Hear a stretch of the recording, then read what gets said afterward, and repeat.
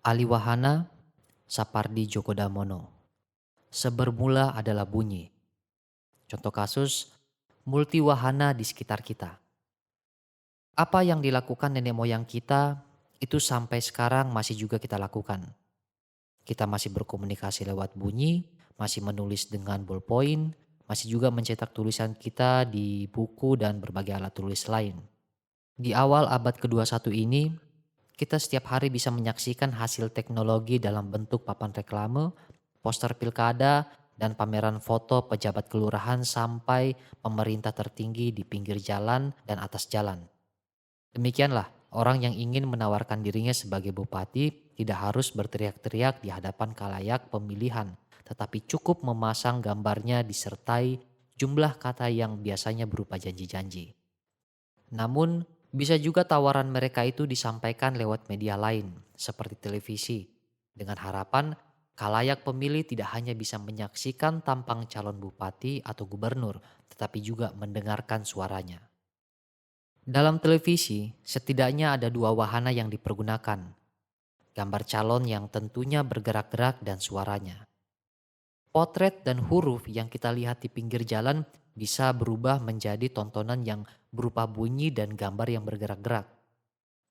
Bunyi yang dalam televisi mungkin saja tidak hanya berupa suara orang, tetapi juga jenis lain.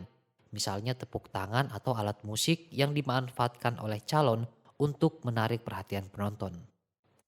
Tentu saja, kampanye pemilihan demikian bisa menarik, meskipun resikonya juga besar, yakni bahwa perhatian penonton tidak kepada janji-janji calon, tetapi kepada penyanyi yang disewanya. Poster di jalan bisa bertahan beberapa hari atau bulan, tetapi tayangan televisi dibatasi oleh waktu. Jadi, cara kita menerima dan menanggapi juga berbeda karena ada peralihan wahana. Di pinggir jalan, para calon bupati berteriak lewat aksara dan gambar untuk menyampaikan janji-janji. Di gedung pertemuan, lapangan bola, atau televisi ia menawarkan lewat tampang dan suaranya.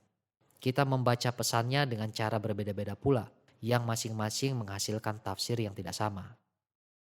Di samping itu, masih ada beberapa hal yang perlu dipertimbangkan dalam proses tanggapan kita kalau menonton televisi. Selain gambar yang bergerak dan warna-warni yang muncul, bunyi yang terdengar ada bermacam-macam juga jenisnya. Mulai dari suara calon sampai ke suara penyanyi dan suara musik yang mengiringinya. Masih juga harus diperhitungkan terdengarnya tepuk tangan kalau diselenggarakan dalam forum diskusi atau wawancara. Halnya berbeda kalau kampanye diselenggarakan di lapangan sepak bola siang hari. Misalnya, ketika khalayak berdesakan di bawah panasnya matahari.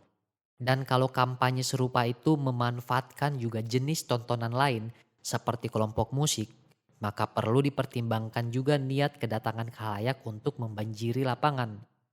Mereka datang untuk menonton band yang mengiringi kampanye atau benar-benar berniat mendengarkan janji-janji calon. Kalau kampanye dilakukan lewat televisi, penonton bisa bersikap seenaknya, santai sambil makan kacang atau serius menyaksikan gaya calon. Kalau dilakukan di lapangan, kebebasan seperti yang dialami penonton di rumah tidak ada lagi, meskipun mungkin makan kacang tidak termasuk dalam larangan.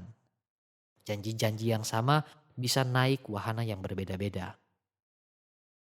Kampanye di lapangan bola adalah tontonan, kampanye di televisi juga tontonan. Namun, karena wahananya berlainan, watak keduanya sebagai tontonan pun berlainan. Dan karena harus dihadapi dengan cara yang berbeda pula. Dalam kedua jenis tontonan itu, tampaknya kelisanan masih tetap dipertahankan. Dan bahkan bisa memilih peran yang dominan. Ini berarti di zaman kita, kelisanan dan keberaksaraan jalan sekaligus. Kadang-kadang saling menjegal. Sering juga saling mendukung dan menegaskan. Dan karena aksara tak lain adalah gambar, maka ada banyak hal yang berbicara pada kesempatan seperti itu. Bunyi, huruf, dan gambar bergantian atau serempak berbicara kepada khalayak.